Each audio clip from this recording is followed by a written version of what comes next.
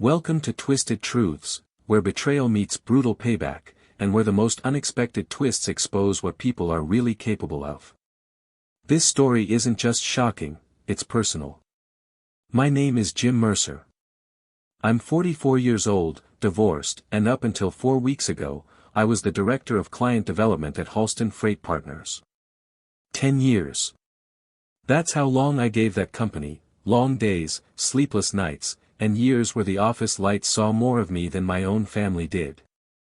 I built my reputation the old-fashioned way. I earned it. From the day I walked into Halston with nothing but an Army logistics background and a head full of ambition, I started stacking wins. Not by schmoozing or throwing around buzzwords, but by showing up, every single damn time. When a major supplier's shipment got stuck in customs, I drove 5 hours across state lines to cut a deal with a distributor and keep their factory running. When a snowstorm shut down half the Midwest, I rerouted cargo through private terminals using favors I'd banked over years. I turned clients into loyal partners. Friends, even. So when I flew back early from Houston last month after personally locking in the largest freight deal in our firm's history, $14.2 million over 20 months, I expected at least a nod of respect. Instead, I walked straight into a knife fight. They called it a strategic vision alignment meeting. Cute, right? It was 3:02 p.m. Thursday. I still had my jacket slung over my chair and road dust on my boots when the boardroom door closed behind me. A dozen faces sat around the table, all stiff smiles and colder eyes. Across from me sat Ron Bexley, our chairman. The same man who, 5 years ago, toasted me at the company retreat for dragging Halston out of the regional gutter and into the global arena. Now he wouldn't even make eye contact. To his right was David Crane, our CFO, scrolling through his tablet like he didn't have a damn thing to do with what was coming. And to his left was the newcomer. Oliver Dane. 32. Harvard. Son of a legacy shipping family from the East Coast. Polished. Smirking. I'll keep this brief, Ron began. Jim, we're grateful for everything you've built here. Truly. But the board has unanimously agreed it's time to transition the company's client relationships to someone with deeper industry access. Deeper industry access. I just stared. You mean someone with a famous last name?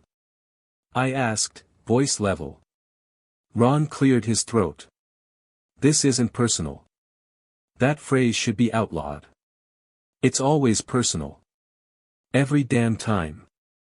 Ollie will be stepping into your role as director effective Monday, he continued, ignoring the way my jaw clenched. We'll discuss transition logistics shortly.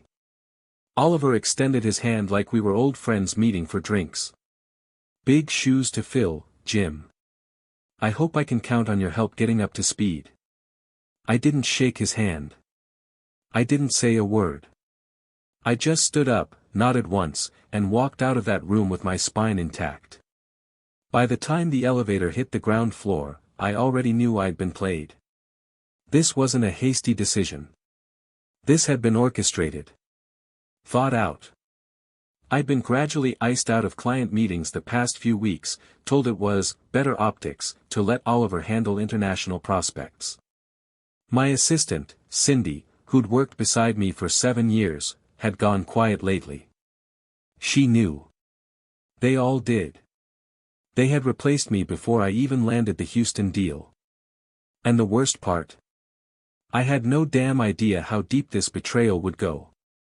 I wish I could tell you I walked out of Halston that day with my head held high and a clear plan for the future. But that would be a lie. I spent the next 2 days staring at the ceiling of my apartment, still in my Houston suit.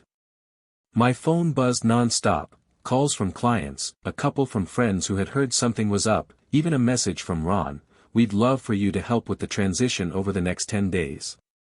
Transition. I couldn't tell if I wanted to punch something or laugh. By Saturday morning, I finally peeled myself off the couch.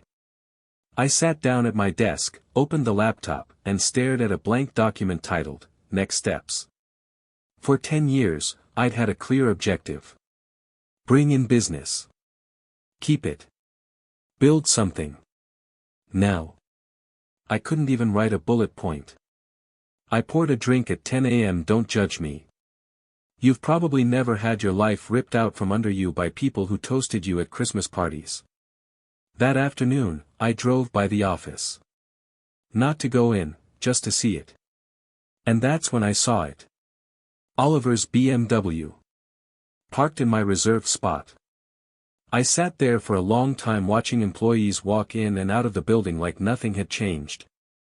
Like I was just another ghost in the parking lot. By Monday, Halston's LinkedIn page posted the announcement. We're thrilled to welcome Oliver Dane as our new Director of Client Development. With a legacy of strategic excellence and unmatched industry insight, he'll be guiding our partnerships into a bold new era. No mention of me. Not even a thank you. I wasn't just replaced, I was erased. Later that night, I met my old assistant Cindy for drinks. She was hesitant to meet, and I understood why. Jim, she started, setting down her glass. I didn't know the whole story. They kept everything compartmentalized. I swear. You knew something was coming, I said flatly. She nodded, looking guilty. HR had me start prepping onboarding materials for Oliver 3 weeks ago. I thought you were getting promoted or going to corporate. Ron said it was a restructure. I just nodded. Couldn't even be angry at her. She was just trying to survive. We all were. They're planning to poach your accounts, she added quietly. Oliver's been working with Ron behind the scenes for months. That Houston deal.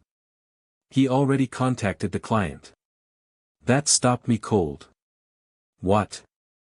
Yeah. They're pitching a refreshed approach to partnership. I overheard a strategy call. They weren't just firing me, they were feeding on what I built. I barely slept that night. Not because of the betrayal itself, but because I started to realize what I'd lost. Do you know how hard it is to start over in your 40s in this industry? It's not like your resume means what it used to. Corporate loyalty is a fairy tale. No one wants a veteran leader. They want someone they can shape, exploit, or replace. I thought about my father, retired military. He'd always told me, Jim, build something with your hands. Then, even if they try to take it, they can't take your skill. But what do you do when they take your relationships? What do you do when they twist your own reputation into a weapon against you? Because that's what they were doing. I found out Tuesday morning that at least 2 of my clients who had shaken my hand and thanked me for years, were being told by Halston's legal team that I had violated internal policy by misrepresenting contract authority. Which was a lie. But a convenient one. One of my longtime clients, Jamie Odell from Pike Rail Services, sent me a short message that broke me. Jim. They said you might be under investigation for breach of contract terms. I'm sorry. We can't take the risk. You've been great. Really. Under investigation. I had never been accused of anything in my life, not in the army, not at Halston, not in any business I ran. But now they were seeding doubt in every room I once commanded. I had nothing. No job. No income. No company credit card. No medical insurance. And worst of all, no voice. They were controlling the narrative. I was the problem. The overzealous relic who didn't adapt to the new model. The guy who got too close to clients and wasn't strategic enough. I didn't leave the apartment for 2 more days. I stopped answering the phone. And when my ex-wife called, probably because she'd seen the LinkedIn update, I didn't pick up. That's when I realized something terrifying. They hadn't just fired me. They had buried me. And no one was coming to dig me out. The turning point came not with some lightning bolt of inspiration, but a knock. It was Janet. She'd been my right hand for nearly a decade, and after I was let go, she'd stayed silent. I figured they'd either gotten to her or she just didn't want to get involved. Either way, I understood. But when I opened the door that Thursday afternoon, and she stood there holding a plain manila folder, I knew she had something to say. "I wasn't going to come," she said softly. "But you need to see this." I let her in. We sat at the kitchen counter where I'd once scribbled client call notes and delivery schedules on napkins. She slid the folder across to me like it was radioactive. "Before they locked me out of the system, I made copies. I just had a feeling," she said. I opened it, and my heart started racing. Inside were internal emails, meeting memos, and project documents. But more than that, they told a story. One I hadn't been allowed to see. There it was, plain as day. A meeting dated 5 weeks before I landed the Houston deal, titled, Client Transfer Strategy, Phase 1. Ron. Oliver. Legal. Compliance. Marketing. They were all on it. Agenda points included: target transition of legacy clients to OD. Downplay JM contributions in public-facing materials. Initiate policy review for client handling methods, in prep for narrative control if questioned. Set up preemptive legal language around potential non-compete breach accusations. I nearly dropped the folder. They had planned this. Not just my firing, but the dismantling of everything I built. They were plotting how to reshape my narrative before I even closed the Houston deal. That deal wasn't the final proof of my worth, it was the last nail in the coffin. They let me land it, just to hand it off to Oliver like a gift basket. But the worst part? Janet leaned in and pointed to the last page of the packet. It was an audio transcript. Labeled, Internal Briefing, Board Review. I read it once. Then twice. "Ron, Jim's useful. No doubt about it. But he's not scalable. Clients like him too much, it makes us vulnerable. Oliver, my father had this problem too. Legacy relationships are sentimental. Not strategic. Ron, exactly. We need institutional trust, not individual dependency. That Houston deal, he'll land it. Let him. Oliver, and then we take it. Take it. That wasn't business strategy. That was theft. And I had the receipts. I sat there, jaw tight, rage crawling under my skin like fire ants. The betrayal was bad enough, but this was betrayal with a blueprint. They had studied me like prey. Isolated my strengths. Weaponized them. And then pulled the trigger. They didn't just steal your job, Janet said, voice low. They stole your reputation. They're trying to make sure you can't come back. And suddenly it clicked. Everything that had happened, the LinkedIn posts, the whispered violations, the clients turning cold overnight, was a preemptive strike. I wasn't just a threat to Oliver. I was a threat to the system that propped him up. A system where boardroom connections mattered more than field results. Where inherited privilege trumped earned loyalty. They didn't fire me because I failed. They fired me because I succeeded outside their control. That night, I didn't drink. I didn't mope. I printed everything from that folder and laid it out on the floor like a crime scene. Because it was. And I was going to make sure everyone involved paid dearly for thinking they could erase me. Revenge isn't rage. It's precision. It's the silence before the fall.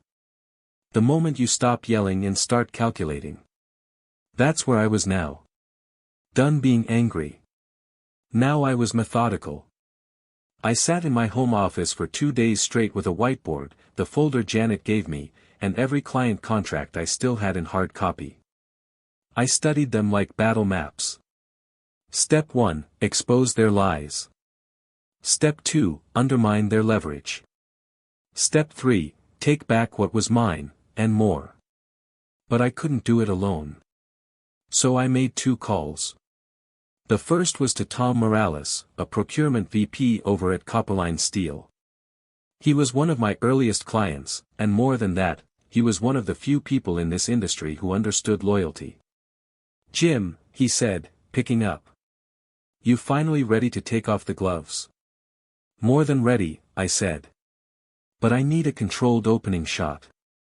I explained everything, the folder, the transcript, the way Halston had moved to sabotage me and control the narrative. Tom didn't even pause. "We'll terminate our Halston contract by Friday. Just send me something official to put in front of legal." One down. The second call was bigger. I dialed Velocity Freight Solutions, Halston's most bitter rival in the regional market. "Hi," I told the receptionist. "Can you put me through to Michael Santos? Tell him Jim Mercer's ready to talk." Michael was the type of CEO who didn't believe in fancy titles. He picked up on the second ring and said, "I was wondering when you'd call." We met the next day in a quiet coffee shop off Lincoln Street. Just us, 2 black coffees, and a legal pad between us. "Before we get into it," he said, "tell me what you want."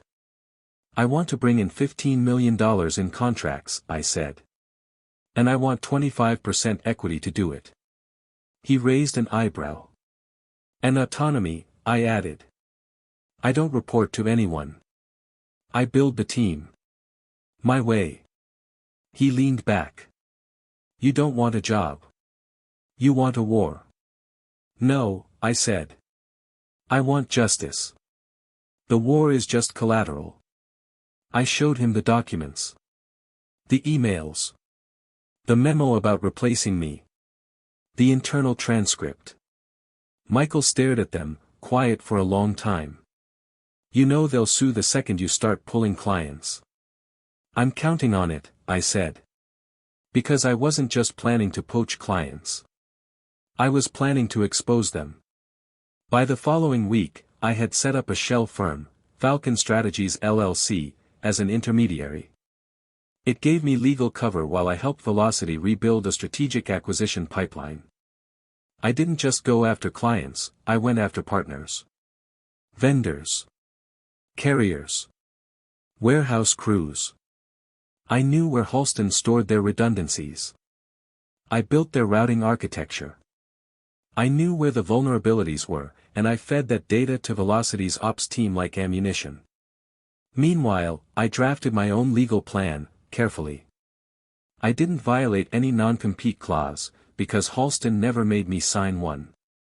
Their arrogance, their need to appear trusting, became my first weapon. I began contacting old clients one by one, never promising them a better deal, just the same loyalty I had always shown. I let the evidence speak for itself. Some were scared. Others were furious. And a few were waiting for the chance to jump ship the second they had an excuse. I gave them that excuse. The last phase of the plan was public. I gave an anonymous tip, complete with digital documents, to Logistics Industry Weekly, a niche but well-respected journal that often reported on internal shakeups and corporate misconduct. They ran a piece called "Client Dependency or Sabotage?" Inside the quiet ousting of Halston Freight's top director. It blew up faster than I expected. By the next Monday, Oliver was forced to release a statement denying any wrongdoing. But the damage was already done. People were asking questions. The story had legs. Because the one thing people in this business hate more than risk, is scandal. The first domino fell on a Tuesday. Copperline Steel issued a formal termination letter to Halston and signed a new deal with Velocity by Friday. The contract value? $3.2 million over 12 months. Not just a massive loss for Halston, but a very public one. I didn't even need to say a word. People noticed. The second client was trickier, Redmark Equipment Group. Their VP, Linda Cho, had been hesitant at first. "Jim," she told me over Zoom, "we loved working with you, but your company's got some baggage now." I didn't argue. I just sent her the email chain Janet had handed me, the one where Oliver called me a fossil with handshake values, not strategy. 2 hours later, she called back. Let's draft a transition plan. That was $2.8 million more in active losses for Halston. Halston was hemorrhaging, and I was cutting every vein they'd exposed. By the end of week 2, 5 clients had switched. 1 more was in review. All of them, combined, just shy of $9 million in contracts. Velocity's phones were ringing off the hook. And then the legal threat started. A courier showed up at my door with a thick envelope marked urgent. Inside was a letter from Halston's legal team accusing me of unlawful solicitation, misuse of confidential information, and intentional disruption of contractual relationships. They were suing for $12 million in damages. I laughed. I actually laughed. They were bleeding out in their tower and trying to plug the wound with paper. I called my attorney, a woman named Serena Whitmore. Sharp, aggressive, no patience for corporate bullies. She flipped through the documents and snorted. This isn't a lawsuit. This is a tantrum. They'll try to use the press to scare clients, I said. Let them, she replied. They'll regret it. And she was right. Because 2 days later, Logistics Industry Weekly followed up with a new headline. Halston Freight accused of sabotage, whistleblower reveals internal scheme against former exec. The documents I leaked anonymously. They published them in full. Emails. Board transcripts. The strategy memo outlining how I would be strategically phased out after landing the Houston contract. Even worse, the article named names, Ron Bexley, Oliver Dane. And it quoted former employees. Including Janet. Including Cindy. The article exploded across LinkedIn. Comment threads turned into bonfires. Other mid-level managers from Halston started posting stories. They did the same thing to our West Coast VP last year. They offered me a promotion, then gave it to someone with better connections. Halston doesn't build people. They use them and discard them. By Monday morning, #HalstonGate was trending in the logistics industry subreddit. But I wasn't finished. That week, I sent a direct proposal to Rockman Medical Freight, a contract worth over $4 million annually. They had been Halston's prize account, one Oliver had been personally managing. I got a call from their CEO within 24 hours. Jim, he said, your proposal's solid. But more than that? We're tired of being treated like line items. We remember who showed up when our ventilators got stuck at the border 2 years ago. You did. The contract transferred by Wednesday. That was the final blow. $13.2 million gone in less than 30 days. Halston's quarterly revenue forecast crumbled. And then the board came knocking. It was 7:53 a.m. on a Thursday when I saw the name flash on my phone. Bexley, Ron. I let it ring. Twice. 3 times. Then I answered, calm as ever. Jim, he said without greeting, we need to talk. Already talking, Ron. He exhaled like it hurt. The board's concerned. There's a lot of noise right now. We think there's a way through this if you're willing to be reasonable. I leaned back in my chair, staring out the window of my new office, top floor of Velocity Freight, downtown Denver, with a direct line of sight into Halston's building across the street. Oh, the poetry. I'm always reasonable, Ron. It's how you kept me around for 10 years while you plotted to replace me. He cleared his throat. That wasn't personal. There it was again. That lie corporate men tell to sleep at night. Here's our offer, he continued. We'll drop all legal threats. Offer you your former role back. I almost hung up. With a 30% salary increase. Plus a seat on the board. I said nothing. Let the silence do the heavy lifting. We're willing to make things right, he added. Publicly, if that's what it takes. And for a split second, I'll admit it, I felt it. The temptation. The full circle victory. The poetic return of the betrayed hero, welcomed back with a crown. All I had to do was forgive and forget. But then I remembered page 7 of Janet's folder.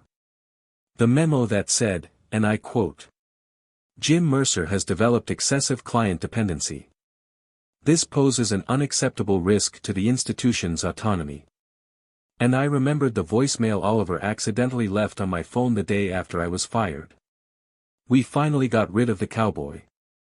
Now we can modernize." I thought of all the nights I left my daughter's piano recitals early to handle emergency calls. All the Sundays I spent on shipping docks solving other people's problems. All the thank yous that meant nothing the minute someone more connected walked in the door. I thought of the people they fired. The ones who stayed silent. The ones who were still scared. And I smiled. "Ron," I said, "here's my counteroffer. Dissolve the company, donate every remaining dollar to employee pensions, and take out a billboard admitting what you did." Silence. Then I hung up. He called back 3 times that morning. Left one voicemail. It ended with, "You're making a mistake." But I wasn't. Because later that day, I got a call from Patricia Heller, a journalist from Business Tribune Weekly. She wanted an exclusive. "People are saying you're the most dangerous man in logistics," she said, half joking. I gave her the truth. All of it. The sabotage. The planned replacement. The personal data used against me. And the growing list of clients who were not buying what Halston was selling anymore. The article dropped the following week. From discarded to dominant, the rise of Jim Mercer and the fall of Halston Freight. It went viral, at least in our world. The final twist? Not the story itself. But what happened next? Because 5 days after the article ran, I got an email from Oliver Dane. Subject line, "Request for meeting." No greeting. Just this. "I was wrong about you. I won't make that mistake again. If there's any way to salvage my future, I'm willing to listen." He had been fired. I confirmed it through an old colleague still inside Halston. The board blamed him for overreach and strategic misjudgment. His father's connections couldn't save him now. I didn't respond. Because some bridges? You don't just burn them. You salt the earth so nothing grows again.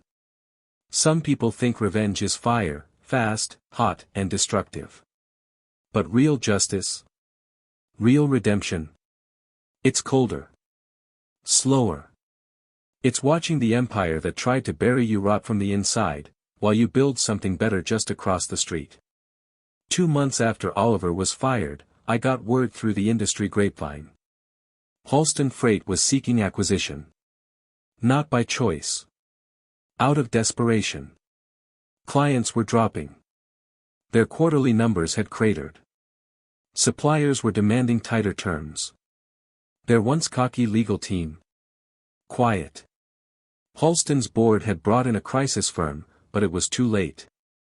They'd bet the house on legacy connections, and forgot what actually held the walls up, people like me. By mid-quarter, Eastern Trans Holdings, a massive East Coast conglomerate, bought Halston for pennies on the dollar. The press release used words like strategic restructuring, but we all knew what it meant. They folded. Quietly. Completely. And none of the original executive team survived the transition. Not Ron. Not the other board members. Not Oliver. All gone. The house of cards collapsed on its architects. Meanwhile, Velocity Freight was booming. I didn't just bring in clients, I brought in people. Janet now ran our internal operations division. Cindy, my old assistant, joined our client services team. And we quietly reached out to every laid-off Halston employee who'd ever felt overlooked, stepped on, or silenced. We built a culture on loyalty flowing both ways. One Thursday afternoon, I was walking the floor of our new logistics hub, built on the old distribution lot Halston had sold off 3 years earlier. Someone called out from across the warehouse. "Jim! Truck 3 just cleared customs, we're green across the board." I gave a thumbs up and kept walking. As I passed through the break room, I saw something that made me stop.